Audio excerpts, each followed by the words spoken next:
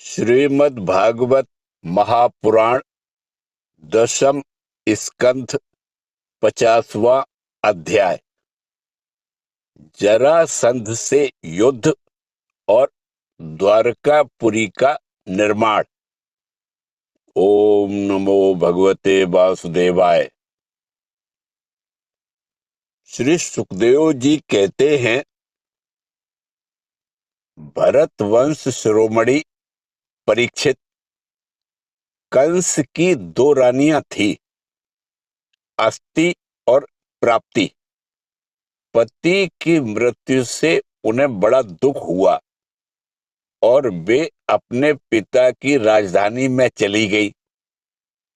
उन दोनों का पिता था मगधराज जरासंध।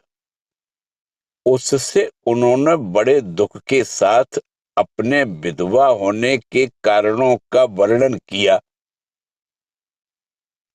परीक्षित, यह अप्रिय समाचार सुनकर पहले तो जरासंध को बड़ा शोक हुआ, परंतु पीछे वह क्रोध से तिलमिला उठा। उसने यह निश्चय करके कि मैं पृथ्वी पर एक भी यदुवंशी नहीं रहने दूंगा, युद्ध की बहुत बड़ी तैयारी की और 23 अक्षौहिणी सेना के साथ यदुवंशियों की राजधानी मथुरा को चारों ओर से घेर लिया। भगवान श्री कृष्ण ने देखा जरासंध की सेना क्या है, उमड़ता हुआ समुद्र है। उन्होंने यह भी देखा कि उसने चारों ओर से हमारी राजधानी घेर ली है और हमारे स्वजन तथा पूर्ववासी भयभीत हो रहे हैं। भगवान श्री कृष्ण पृथ्वी का भार उतारने के लिए ही मनुष्य का सा वेश धारण किए हुए हैं। अब उन्होंने विचार किया कि मेरे अवतार का क्या प्रयोजन है और इस समय इस स्थान पर मुझे क्या करना चाहिए। उन्होंने सोचा, यह बड़ा अच्छा हुआ कि मगधराज जरासंध ने अपने अधीनस्थ नरपतियों की पैदल, घुड़सवार, रथी और हाथियों से युक्त कई अक्षौहिणी सेना इकट्ठी कर ली है। यह सब तो पृथ्वी का भार ही जुटकर मेरे पास आ पहुंचा है। मैं इसका नाश करूंगा, परंतु अभी मगधराज जरासंध को नहीं मारना चाहिए, क्योंकि वह जीवित रहेगा तो फिर से असुरों की बहुत सी सेना इकट्ठी कर लाएगा। मेरे अवतार का यही प्रयोजन है कि मैं पृथ्वी का बोझ हल्का कर दूं, साधु सज्जनों की रक्षा करूं और दुष्ट दुर्जनों का संहार। समय समय पर धर्म रक्षा के लिए और बढ़ते हुए अधर्म को रोकने के लिए मैं और भी अनेकों शरीर ग्रहण करता हूं। परीक्षित, भगवान श्री कृष्ण इस प्रकार विचार कर ही रहे थे कि आकाश से सूर्य के समान चमकते हुए दो रथ आ पहुंचे। उनमें युद्ध की सारी सामग्रियां सुसज्जित थी और दो सारथी उन्हें हाँक रहे थे। इसी समय भगवान के दिव्य और सनातन आयुध भी अपने आप वहां आकर उपस्थित हो गए। उन्हें देखकर भगवान श्री कृष्ण ने अपने बड़े भाई बलराम जी से कहा, भाई जी, आप बड़े शक्तिशाली हैं। इस समय जो यदुवंशी आपको ही अपना स्वामी और रक्षक मानते हैं, जो आपसे ही सनाथ हैं, उन पर बहुत बड़ी विपत्ति आ पड़ी है। देखिए, यह आपका रथ है और आपके प्यारे आयुध हल मूसल भी आ पहुंचे हैं। अब आप इस रथ पर सवार होकर शत्रु सेना का संहार कीजिए और अपने स्वजनों को इस विपत्ति से बचाइए। भगवान, साधुओं का कल्याण करने के लिए ही हम दोनों ने अवतार ग्रहण किया है। अतः अब आप यह 23 अक्षौहिणी सेना, पृथ्वी का यह विपुल भार नष्ट कर दीजिए। भगवान श्री कृष्ण और बलराम जी ने यह सलाह करके कवच धारण किए और रथ पर सवार होकर वे मथुरा से निकले। उस समय दोनों भाई अपने अपने आयुध लिए हुए थे और छोटी सी सेना उनके साथ साथ चल रही थी। श्री कृष्ण का रथ हाँक रहा था दारुक। पुरी से बाहर निकलकर उन्होंने अपना पांचजन्य शंख बजाया। उनके शंख की भयंकर ध्वनि सुनकर शत्रु पक्ष की सेना के वीरों का हृदय डर के मारे थर्रा उठा। उन्हें देखकर मगधराज जरासंध ने कहा, पुरुषाधम कृष्ण, तू तो अभी निरा बच्चा है। अकेले तेरे साथ लड़ने में मुझे लाज लग रही है। इतने दिनों तक तू न जाने कहां कहां छिपा फिरता था। मंद, तू तो अपने मामा का हत्यारा है, इसलिए मैं तेरे साथ नहीं लड़ सकता। जा, मेरे सामने से भाग जा। बलराम, यदि तेरे चित्त में यह श्रद्धा हो कि युद्ध में मरने पर स्वर्ग मिलता है, तो तू आ, हिम्मत बांधकर मुझसे लड़। मेरे बाणों से छिन्न भिन्न हुए शरीर को यहां छोड़कर स्वर्ग में जा, अथवा यदि तुझमें शक्ति हो तो मुझे ही मार डाल। भगवान श्री कृष्ण ने कहा, मगधराज, जो सूरवीर होते हैं वे तुम्हारी तरह डींग नहीं हाँकते। वे तो अपना बल पौरुष ही दिखलाते हैं। देखो, अब तुम्हारी मृत्यु तुम्हारे सिर पर नाच रही है। तुम वैसे ही अकबक कर रहे हो जैसे मरने के समय कोई सन्निपात का रोगी करे। बकलो, मैं तुम्हारी बात पर ध्यान नहीं देता। श्री सुखदेव जी कहते हैं, परीक्षित, जैसे वायु बादलों से सूर्य को और धुएं से आग को ढक लेती है, किंतु वास्तव में वे ढकते नहीं, उनका प्रकाश फिर फैलता ही है। वैसे ही मगधराज जरासंध ने भगवान श्री कृष्ण और बलराम के सामने आकर अपनी बहुत बड़ी बलवान और अपार सेना के द्वारा उन्हें चारों ओर से घेर लिया। यहां तक कि उनकी सेना, रथ, ध्वजा, घोड़ों और सारथियों का दिखना भी बंद हो गया। मथुरापुरी की स्त्रियां अपने महलों की अटारियों, छज्जों और फाटकों पर चढ़कर युद्ध का कौतुक देख रही थी। जब उन्होंने देखा कि युद्ध भूमि में भगवान श्री कृष्ण की गरुड़ चिन्ह से चिन्हित और बलराम जी की ताल चिन्ह से चिन्हित ध्वजा वाले रथ नहीं दिख रहे हैं, तब वे शोक के आवेग से मूर्छित हो गईं। जब भगवान श्री कृष्ण ने देखा कि शत्रु सेना के वीर हमारी सेना पर इस प्रकार बाणों की वर्षा कर रहे हैं, मानो बादल पानी की अनगिनत बूंदें बरसा रहे हों, और हमारी सेना उससे अत्यंत पीड़ित, व्यथित हो रही है, तब उन्होंने अपने देवता और असुर दोनों से सम्मानित सारंग धनुष का टंकार किया।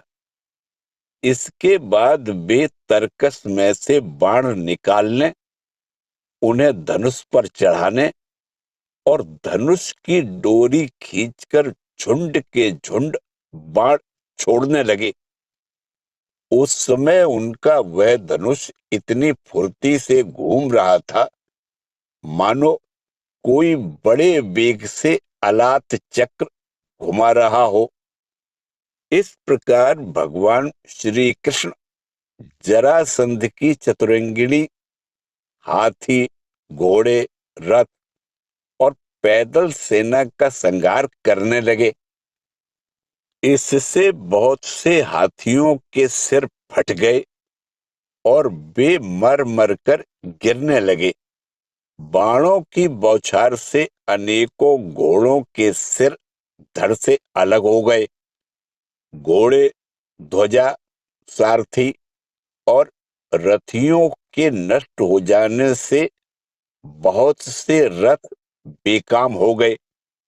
पैदल सेना की बाहें, जांग और सिर आदि अंग प्रत्यंग कट कट कर गिर पड़े। उस युद्ध में अपार तेजस्वी भगवान बलराम जी ने अपने मूसल की चोट से बहुत से मतवाले शत्रुओं को मार मार कर उनके अंग प्रत्यंग से निकले हुए खून की सैकड़ों नदियां बहा दी। कहीं मनुष्य कट रहे हैं तो कहीं हाथी और घोड़े छटपटा रहे हैं। उन नदियों में मनुष्यों की भुजाएं सांप के समान जान पड़ती और सिर इस प्रकार मालूम पड़ते मानो कछुओं की भीड़ लग गई हो। मरे हुए हाथी दीप जैसे और घोड़े ग्राहों के समान जान पड़ते। हाथ और जांघें मछलियों की तरह, मनुष्यों के केश सेवार के समान, धनुष तरंगों की भांति और अस्त्र शस्त्र लता एवं तिनकों के समान जान पड़ते। ढाले ऐसी मालूम पड़ती मानो भयानक भंवर हों। बहुमूल्य मणियां और आभूषण पत्थर के रोड़ों तथा कंकड़ों के समान बहे जा रहे थे। उन नदियों को देखकर कायर पुरुष डर रहे थे और वीरों का आपस में खूब उत्साह बढ़ रहा था। परीक्षित, जरासंध की वह सेना समुद्र के समान दुर्गम, भयावह और बड़ी कठिनाई से जीतने योग्य थी, परंतु भगवान श्री कृष्ण और बलराम जी ने थोड़े ही समय में उसे नष्ट कर डाला। वे सारे जगत के स्वामी हैं। उनके लिए एक सेना का नाश कर देना केवल खिलवाड़ ही तो है। परीक्षित, भगवान के गुण अनंत हैं। वे खेल खेल में ही तीनों लोकों की उत्पत्ति, स्थिति और संहार करते हैं। उनके लिए यह कोई बड़ी बात नहीं है कि वे शत्रुओं की सेना का इस प्रकार बात की बात में सत्यानाश कर दें। तथापि जब वे मनुष्य का सा वेश धारण करके मनुष्य की सी लीला करते हैं, तब उसका भी वर्णन किया जाता है। इस प्रकार जरासंध की सारी सेना मारी गई, रथ भी टूट गया, शरीर में केवल प्राण बाकी रहे। तब भगवान श्री बलराम जी ने जैसे एक सिंह दूसरे सिंह को पकड़ लेता है, वैसे ही बलपूर्वक महाबली जरासंध को पकड़ लिया। जरासंध ने पहले बहुत से विपक्षी नरपतियों का वध किया था, परंतु आज उसे बलराम जी वरुण की फांसी और मनुष्य के फंदे से बांध रहे थे। भगवान श्री कृष्ण ने यह सोचकर कि वह छोड़ दिया जाएगा तो और भी सेना इकट्ठी करके लाएगा तथा हम सहज ही पृथ्वी का भार उतार सकेंगे, बलराम जी को रोक दिया। बड़े बड़े शूरवीर जरासंध का सम्मान करते थे, इसलिए उसे इस बात पर बड़ी लज्जा मालूम हुई कि मुझे श्री कृष्ण और बलराम ने दया करके दीन की भांति छोड़ दिया है। अब उसने तपस्या करने का निश्चय किया, परंतु रास्ते में उसके साथी नरपतियों ने बहुत समझाया कि राजन, यदुवंशियों में क्या रखा है, वे आपको बिल्कुल ही पराजित नहीं कर सकते थे। आपको प्रारब्धवश ही नीचा देखना पड़ा है। उन लोगों ने भगवान की इच्छा, फिर विजय प्राप्त करने की आशा आदि बतलाकर तथा लौकिक दृष्टांत एवं युक्तियां दे देकर यह बात समझा दी कि आपको तपस्या नहीं करनी चाहिए। परीक्षित, उस समय मगधराज जरासंध की सारी सेना मर चुकी थी। भगवान बलराम जी ने उपेक्षा पूर्वक उसे छोड़ दिया था। इससे वह बहुत उदास होकर अपने देश मगध को चला गया। परीक्षित, भगवान श्री कृष्ण की सेना में किसी का बाल भी बांका न हुआ और उन्होंने जरासंध की 23 अक्षौहिणी सेना पर, जो समुद्र के समान थी, सहज ही विजय प्राप्त कर ली। उस समय बड़े बड़े देवता उन पर नंदन वन के पुष्पों की वर्षा और उनके इस महान कार्य का अनुमोदन प्रशंसा कर रहे थे।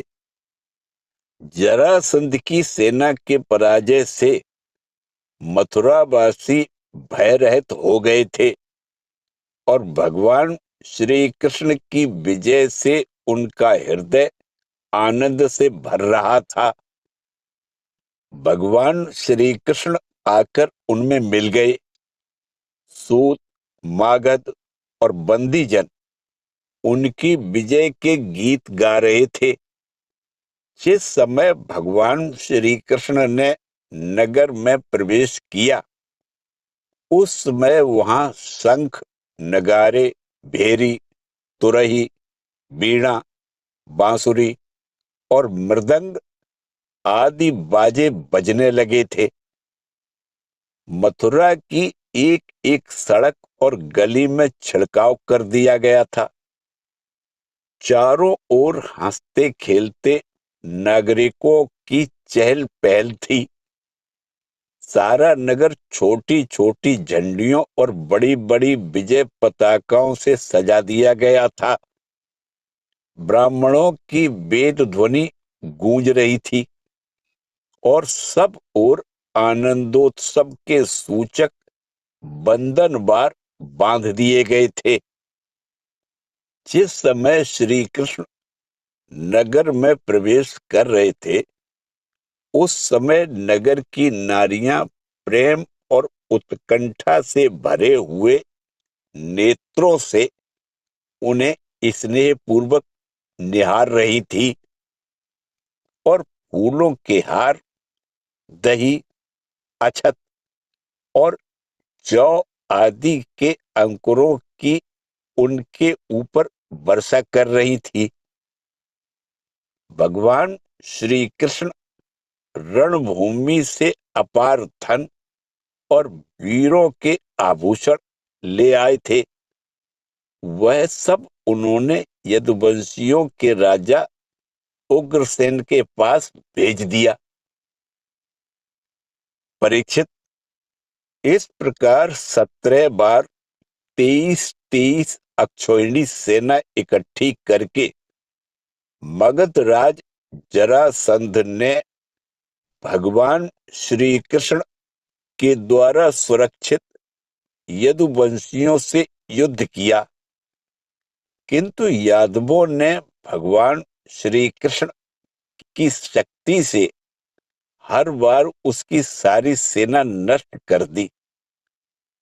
जब सारी सेना नष्ट हो जाती, तब यदुवंशियों के उपेक्षा पूर्वक छोड़ देने पर जरासंध अपनी राजधानी में लौट जाता।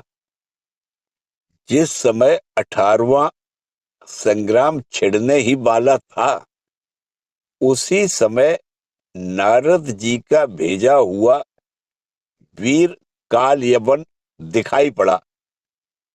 युद्ध में काल यवन के सामने खड़ा होने वाला वीर संसार में दूसरा कोई न था। उसने जब यह सुना कि यदुवंशी हमारे ही जैसे बलवान हैं और हमारा सामना कर सकते हैं, तब 3 करोड़ म्लेच्छों की सेना लेकर उसने मथुरा को घेर लिया। काल यवन की यह असमय चढ़ाई देखकर भगवान श्री कृष्ण ने बलराम जी के साथ मिलकर विचार किया, अहो, इस समय तो यदुवंशियों पर जरासंध और काल यवन, ये दो दो विपत्तियां एक साथ ही मंडरा रही हैं। आज इस परम बलशाली यवन ने हमें आकर घेर लिया है और जरासंध भी आज या कल या परसों में आ ही जाएगा। यदि हम दोनों भाई इसके साथ लड़ने में लग गए और उसी समय जरासंध आ पहुंचा, तो वह हमारे बंधुओं को मार डालेगा या तो कैद करके अपने नगर में ले जाएगा, क्योंकि वह बहुत बलवान है। इसलिए आज हम लोग एक ऐसा दुर्ग, ऐसा किला बनाएंगे जिसमें किसी भी मनुष्य का प्रवेश करना अत्यंत कठिन होगा। अपने स्वजन संबंधियों को उसी किले में पहुंचाकर फिर इस यवन का वध कराएंगे। बलराम जी से इस प्रकार सलाह करके भगवान श्री कृष्ण ने समुद्र के भीतर एक ऐसा दुर्गम नगर बनवाया जिसमें सभी वस्तुएं अद्भुत थीं और उस नगर की लंबाई चौड़ाई 48 कोस की थी। उस नगर की एक एक वस्तु में विश्वकर्मा का विज्ञान और शिल्पकला की निपुणता प्रकट होती थी। उसमें वास्तुशास्त्र के अनुसार बड़ी बड़ी सड़कों, चौराहों और गलियों का यथा स्थान ठीक ठीक विभाजन किया गया था। वह नगर ऐसे सुंदर सुंदर उद्यानों और विचित्र विचित्र उपवनों से युक्त था, जिनमें देवताओं के वृक्ष और लताएं लहलहाती रहती थी। सोने के इतने ऊंचे ऊंचे शिखर थे जो आकाश से बातें करते थे। स्फटिक मणि की अटारियां और ऊंचे ऊंचे दरवाजे बड़े ही सुंदर लगते थे। अन्न रखने के लिए चांदी और पीतल के बहुत से कोठे बने हुए थे। वहां के महल सोने के बने हुए थे और उन पर कामदार सोने के कलश सजे हुए थे। उनके शिखर रत्नों के थे तथा गज पन्ने की बनी हुई बहुत भली मालूम होती थी।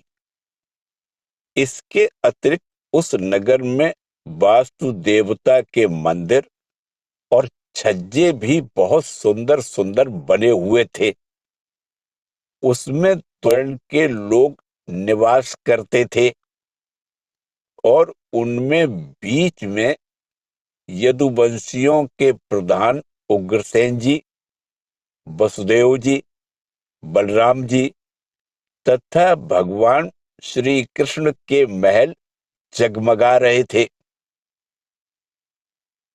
परीक्षित, उस समय देवराज इंद्र ने भगवान श्री कृष्ण के लिए पारिजात वृक्ष और सुधर्मा सभा को भेज दिया।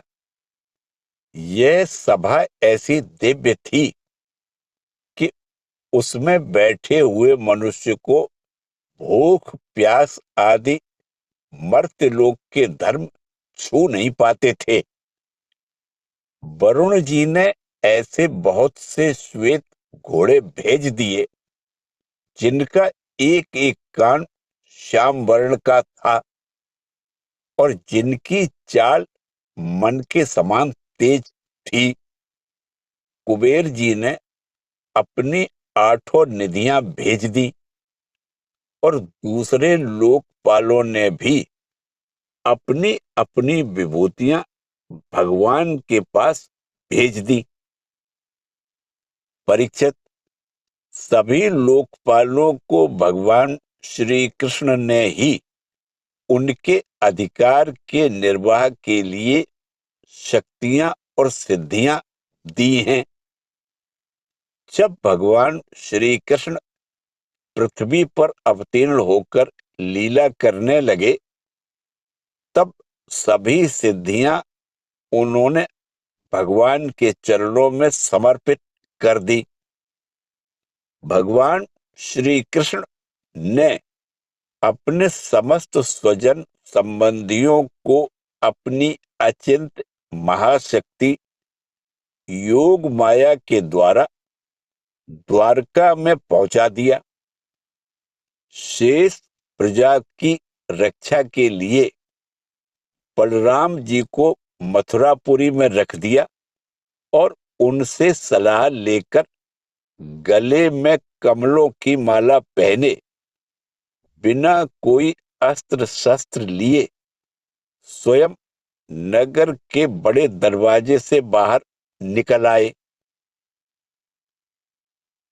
इसी के साथ 50वां अध्याय समाप्त हुआ। ओम नमो भगवते वासुदेवाय।